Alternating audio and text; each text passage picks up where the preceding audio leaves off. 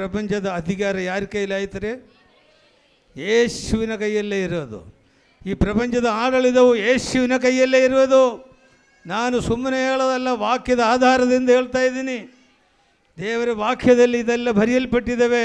ಯಾಕೆ ನಿಮಗೆ ಹೇಳ್ತಾ ಇದ್ದಾರೆ ಅಂದರೆ, ನಿಮ್ಮ ನಂಬಿಕೆಯನ್ನು ಹೆಚ್ಚಿಸೋಕ್ಕೋಸ್ಕರ ಹೇಳ್ತಾ ಇದ್ದೀನಿ. ನಮ್ಮ ಯೇಸು ಪರಾಕ್ರಮಿಯಾದ ದೇವರು. ಯೇಸು ಅಂತ ದೇವರು ಎಲ್ಲೂ ಇಲ್ಲ. ಹಲ್ಲೆಲೂಯ. ಆ ಯೇಸುವನ್ನು ಭೂಮಿ, ಸ್ವರ್ಗ, ಮಧ್ಯ, ಪಾತಾಳ ಅಲ್ಲಿ ಇರುವವರು ಎಲ್ಲರೂ ಯೇಸುವಿಗೆ ಒಂದು ದಿವಸ ಅಡ್ಡ ಬೀಳಬೇಕು. ಒಂದು ದಿವಸ ಅಡ್ಡ ಬೀಳಬೇಕು. ಅಡ್ಡ ಬಿದ್ದು ಏನು ಹೇಳ್ತಾರೆ ಗೊತ್ತಾ? ನೀನೇ ಒಡೆಯನು. ಹಲ್ಲೆಲೂಯ. ನಮ್ಮ ಪ್ರಪಂಚಕ್ಕೆ ಮಾತ್ರ ಅಲ್ಲ ರೀ, ಪರಲೋಕಕ್ಕೆ, ಪ್ರಪಂಚಕ್ಕೆ, ಪಾತಾಳಕ್ಕೆ ಎಲ್ಲರಿಗೂ ಒಡೆಯನಾಗಿರುವನು ಒಬ್ಬನೇ, ಅದು ಯೇಸು. ಯೇಸು. ಎಲ್ಲರೂ ಸರಿ ಹೇಳ್ರಿ, ಯೇಸು. ಯೇಸು. ಆ ಯೇಸು ಅಂದರೆ ನಿಮಗೆ ಬಿಡುಗಡೆ ರೀ. ನೀವು ಕಷ್ಟ ಬಂದಾಗ ಜೋರಾಗಿ ಹೇಳ್ರಿ, ಯೇಸುವೇ ಅಂತ ಕೂಗ್ರಿ, ತಕ್ಷಣ ನಿಮಗೆ ಬಿಡುಗಡೆ. ತೊಂದರೆಯಲ್ಲಿದ್ದಾಗ, ಕಷ್ಟದಲ್ಲಿದ್ದಾಗ ಅಪ್ಪ ಅಮ್ಮ ಅಂತ ಕರೆಯೋದು ಬೇಡ್ರಿ. ಯಾರಿಗೆ ಕರೀತೀರಿ? ಯೇಸುವೇ ಅಂತ ಕರೀರಿ.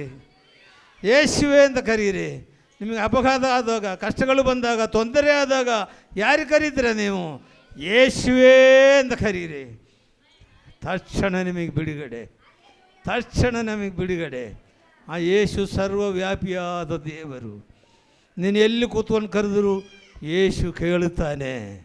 ಹಲ್ಲೆಲೂಯ. ಯೇಸು ಒಂದೇ ಕಡೆ ಇರುವನಲ್ಲ.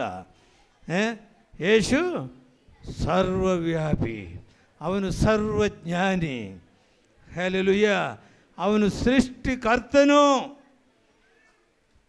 ಎಲ್ಲವನ್ನು ಯೇಸು ಆಗಿದ್ದಾನೆ. ಆದ್ಯವೂ ಅಂತ್ಯವೂ ನಾನಾಗಿದ್ದೀನಿ ಅಂತ ಯೇಸು ಹೇಳ್ತಾನೆ. ಹಲ್ಲೆಲೂಯ. ಹಾಗಾದರೆ ತೊಂದರೆ ಬಂದಾಗ ಯಾರಿಗೆ ಕರೀತೀರ್ರಿ? ಪಕ್ಕದ ಮನೆಗೆ ಹೋಗಿ ಕರಿತೀರಾ?